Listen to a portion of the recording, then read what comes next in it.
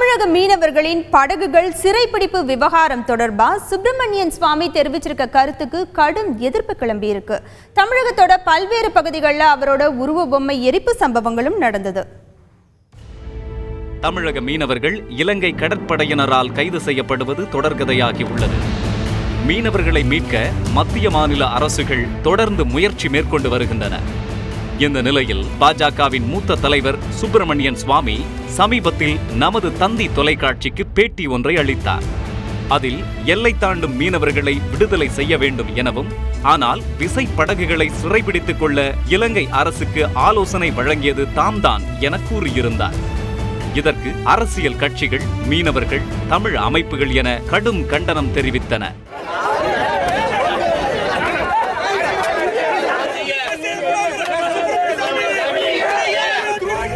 இது தொடர்பாக முதலமைச்சர் ஜெயலலிதா பிரதமர் நரேந்திர மோடிக்கு எழுதிய கடிதத்தில் சுப்பிரமணியன் சுவாமியின் கருத்து பாஜகவின் கருத்தாக இருக்காது என்று தாம் நம்புவதாக அதில் குறிப்பிட்டு இருந்தார்.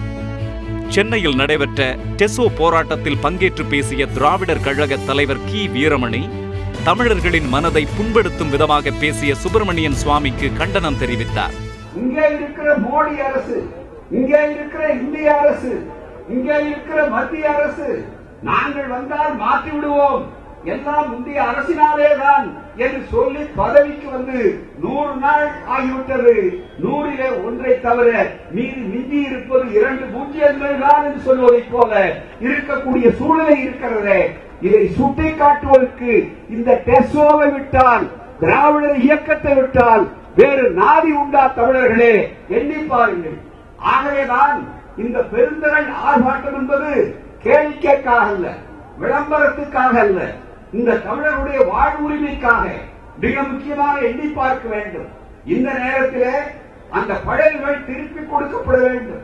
ஒரு தமிழின துரோகி இந்த தமிழினத்தை காட்டிக் கொடுக்கிற ஒரு பார்ப்பன சுப்பிரமணிய சாமி அங்கே போய் நான் தான் சொல்லிக் கொடுத்தேன் என்று இலங்கை அரசுக்கு மிகப்பெரிய அளவிற்கு ஆலோசகர் என்று காட்டிக்கொண்டு இங்கே எரிகிற நெருப்பிலே பெட்ரோலை ஊற்றுவதைப் போல மீனவர்களுடைய வாழ்வாதாரத்தை கெடுத்துக் கொண்டிருக்கிறார் என்றால் இதற்கும் பாஜக அரசுக்கும் அவருக்கும் என்ன சம்பந்தம் சொல்லியாக வேண்டாமா?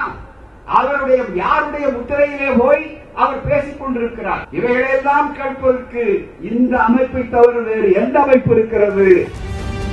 ராமேஸ்வரத்தில் உள்ள படகுகளுக்கு அனுமதி சீட்டு வழங்கும் அலுவலகத்திற்கு முன் புதன்கிழமை ஒன்று திரண்ட மீனவர்கள் சுப்பிரமணியன் சுவாமிக்கு எதிராக கண்டன முழக்கங்களை எழுப்பினார்கள்.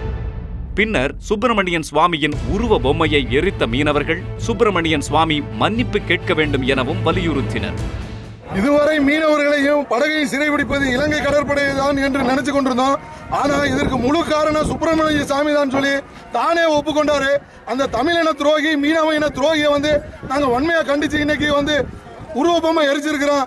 உடனே மத்திய அரசும் மாநில அரசும் அதை வன்மையா கண்டிச்சு அவர் மீது வழக்கு தொடரணும்.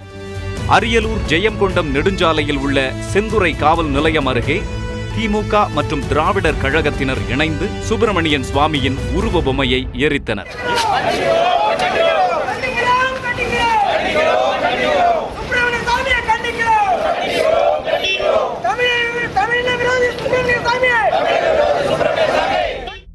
இதேபோன்று தமிழகத்தின் பல்வேறு பகுதிகளில் உருவ பொம்மை எரிப்பு மற்றும் ஆர்ப்பாட்டங்கள் நடைபெற்றன.